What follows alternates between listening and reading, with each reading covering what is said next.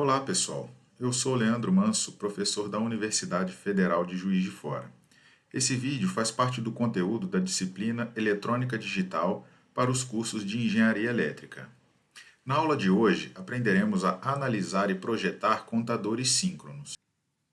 Então, pessoal, são contadores, como mostrado nessa figura aqui, que nós vamos aprender a analisar o comportamento na aula de hoje. Então, vamos fazer isso através de um exemplo.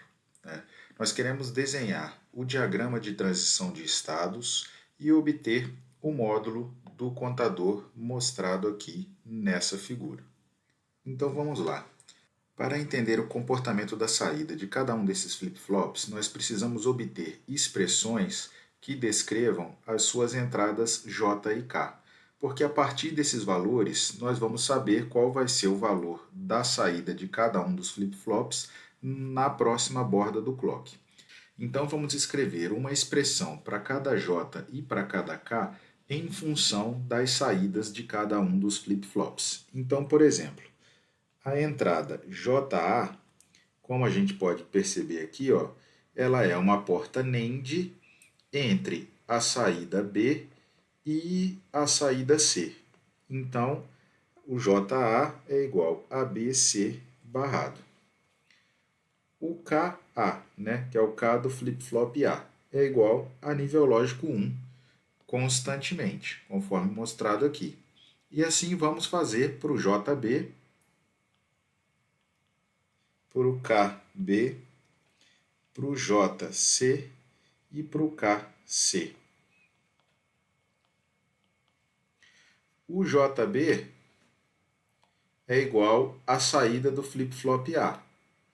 Então, igual a A.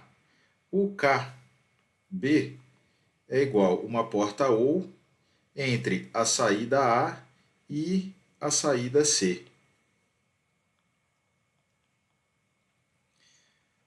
O JC é uma AND de B com A e o KC é igual a B.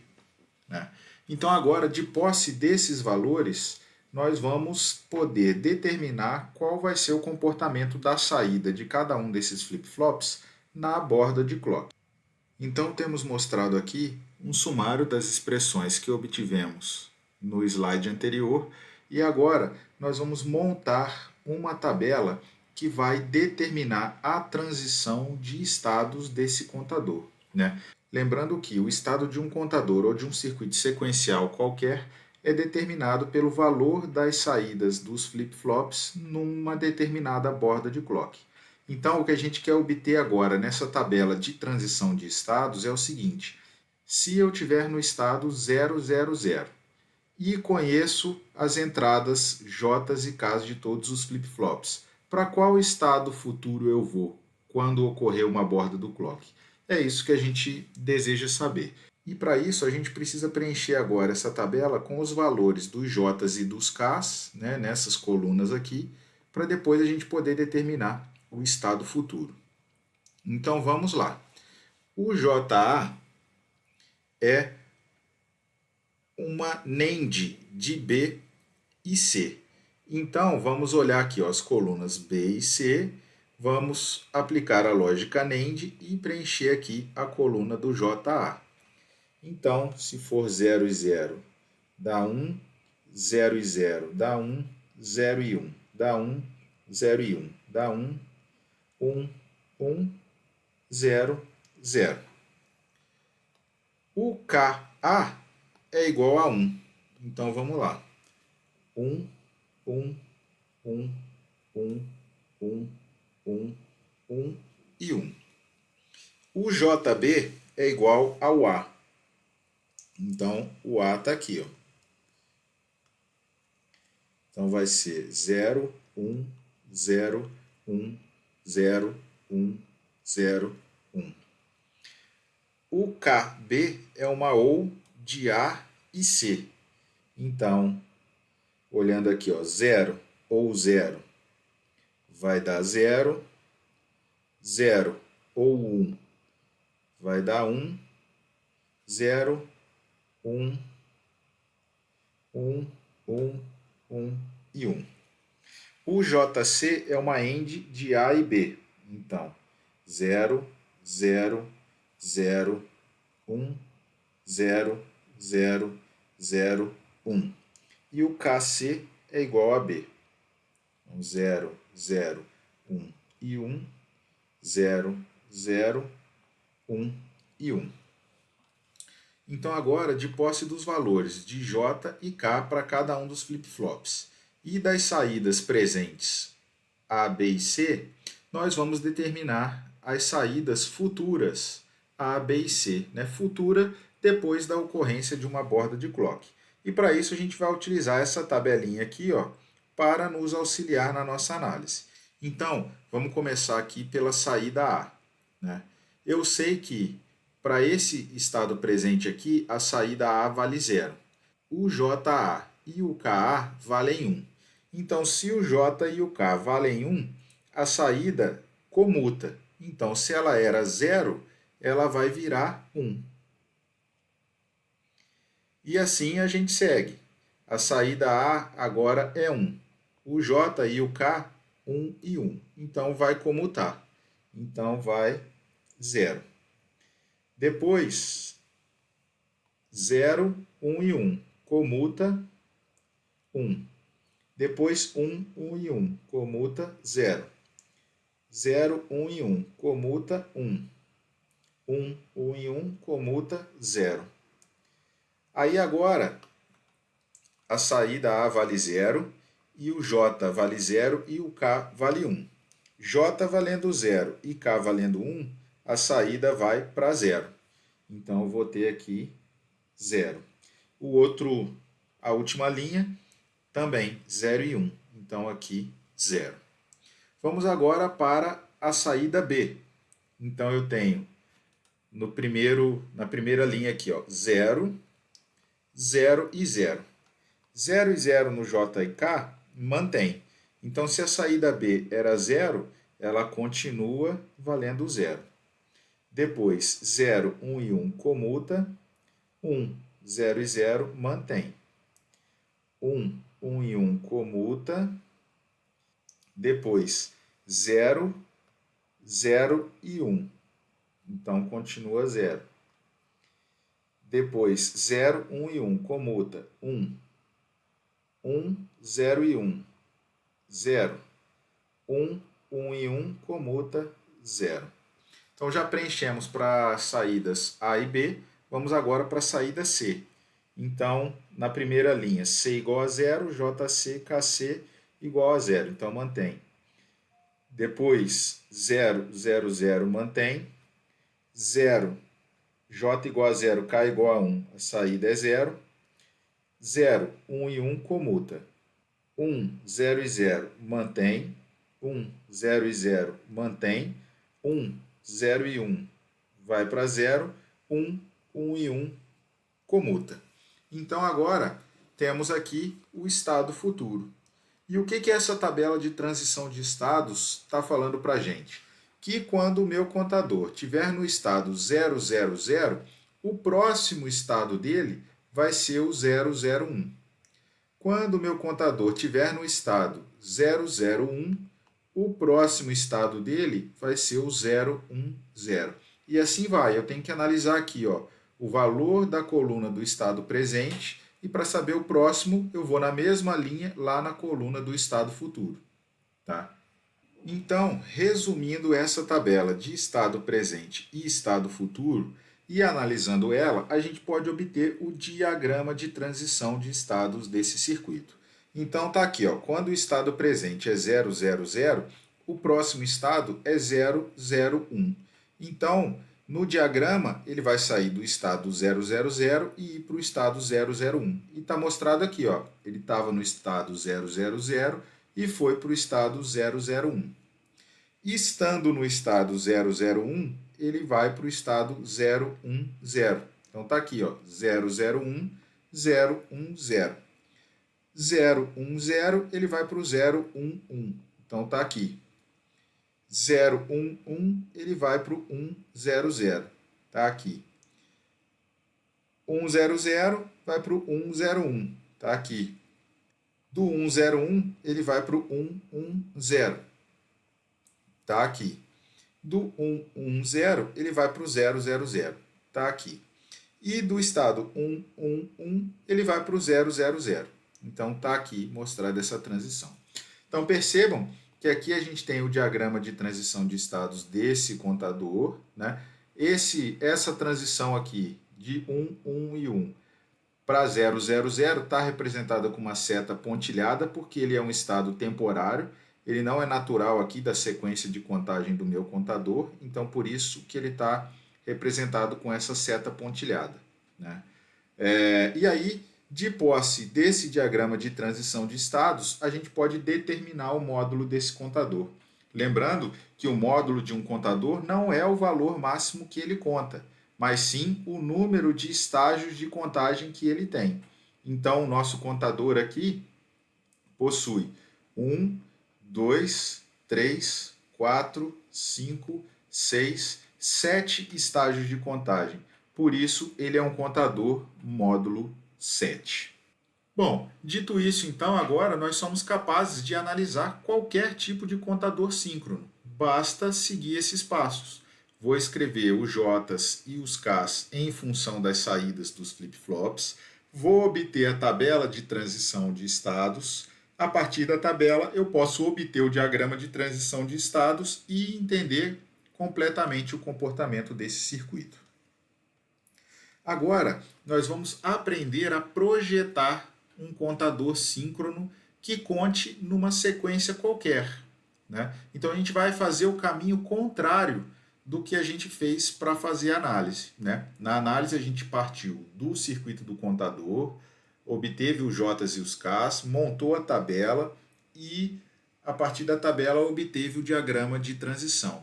Agora, a gente vai partir da tabela e do diagrama de transição de estados para calcular o valor dos J's e dos K's e, assim, obter as portas que a gente deve adicionar no nosso circuito para que ele realize a sequência de contagem desejada por nós.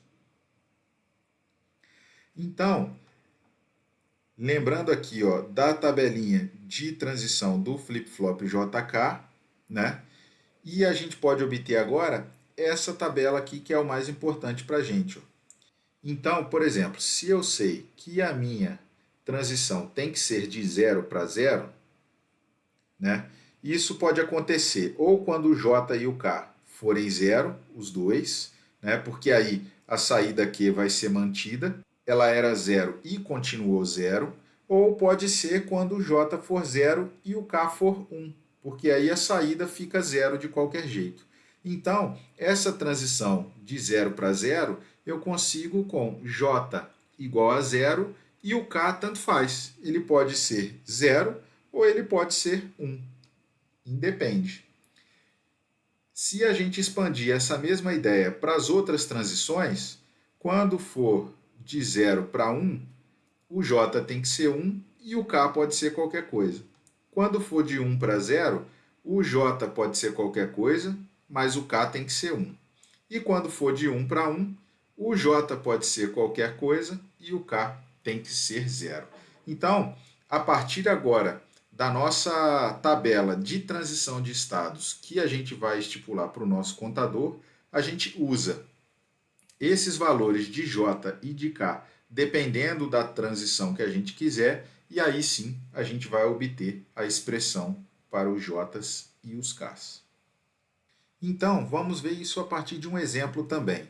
Então, imagina que eu tenho essa tabela aqui, que determina a sequência de contagem do meu contador. Então, o meu contador vai sair de 0, vai para 1, depois para 2, para 3, para 4 e depois volta em 0. E aí repete tudo de novo. 1, 2, 3, 4, como mostrado aqui nesse diagrama. 0, 1, 2, 3, 4, 0, 1, 2, 3, 4. Os estados 5, 6 e 7, eles têm que retornar para o 0, né? Eles vão ser também estados temporários aqui no nosso diagrama. Então, esse contador aqui que a gente vai projetar, ele é um contador de módulo 1, 2, 3, 4, 5. né? Ele é um contador módulo 5. Ele tem 5 estágios de contagem. Então vamos lá. Vamos ver como agora a gente parte desse diagrama aqui para obter o circuito que realiza essa contagem. Então, a gente montou aqui a tabela de transição de estados. Então veja, ó, eu saí do estado 000 e fui para o estado 001, de 0 para 1. Depois de 1 para 2, de 2 para 3, de 3 para 4, do 4 para o 0. Os estados 5, 6 e 7, todos devem retornar para o estado 0, como mostrado no diagrama que a gente viu ali anteriormente. Então vamos lá. Agora, a partir dessa tabela de transição, a gente tem que obter os valores dos J's e dos K's que vão proporcionar essas transições. Então vamos lá agora, ó. De posse aqui da tabela de transição, eu sei então que quando é 000, ele tem que ir para o 001. Então eu vou analisar aqui agora, flip-flop é flip-flop, qual deve ser o valor dos J's e dos K's que vão proporcionar essa transição. E para isso eu vou utilizar essa tabela aqui, ó. Tá? Então vamos lá primeiro aqui no flip-flop A. Ó. Eu tenho uma transição de 0 para 1. 0 para 1, de acordo aqui com essa tabela, ó, tem que ser 1x. Então eu vou preencher aqui, ó, 1x. Depois vai ser uma transição de 1 para 0. Transição de 1 para 0 é x e 1. E assim eu vou preenchendo, ó, 0 para 1, 1x. 1 para 0, x e 1. 0 para 0, 0 e x. 1 para 0, x e 1. 0 para 0, 0 e x. 1 para 0, x e 1. E assim eu vou preencher para todos os outros j's e todos os outros k's. 0 para 0 no B, 0 e x. 0 para 1, 1 e x. 1 para 1, x e 0. 1 para 0, x e 1. 0 para 0, 0x. 0 para 0, 0x. 1 para 0, x e 1. X e 1 aqui novamente. Agora, a saída C. 0x, 0x, 0x, 1x e depois x1, x e 1, x e 1, x e 1. Agora então, pessoal, de posse dos valores de J e K que obtivemos de acordo com as transições que a gente quer realizar, vamos ter que usar alguma técnica de simplificação de circuitos combinacionais, né, para obter, a partir dessas tabelas verdades, os circuitos que a gente quer. Eu vou utilizar aqui mapa de Carnot, mas a gente pode também utilizar a soma de produtos ou outra técnica qualquer. Tá? Então, vou começar montando esse mapa aqui, ó, para a entrada JA. Tá? Então, vale sempre a pena lembrar que o mapa ele tem que ser montado de acordo com o estado atual. Tá? Então, para CBA igual a 000, o JA vai ser 1. Então, 0001. Né? Para CBA igual a 001, o JA vai ser x. E assim eu vou preenchendo o mapa. 1x, 1x, 0x, 0x. Com essa situação aqui do mapa, o maior agrupamento que eu consigo pegar é esse quarteto aqui. Então eu vou pegar esse quarteto e o meu JA vai ser composto apenas pelas variáveis comuns a esses 4 elementos, que no nosso caso aqui é o C barra apenas. Vou montar agora o mapa para o KA. O KA a gente tem x1, x1, x1, x1. Dessa maneira, é possível agrupar todo esse octeto. E então, o nosso KA vale 1. Então, temos aqui já o J e o K do flip-flop A. Vamos agora então para o JB. JB 01 X, X, 0, 0, X e X. Nessa configuração aqui do mapa, nós conseguimos agrupar somente esse par aqui. Então, o meu JB vai ser igual a C barra A. Vamos montar agora para o KB.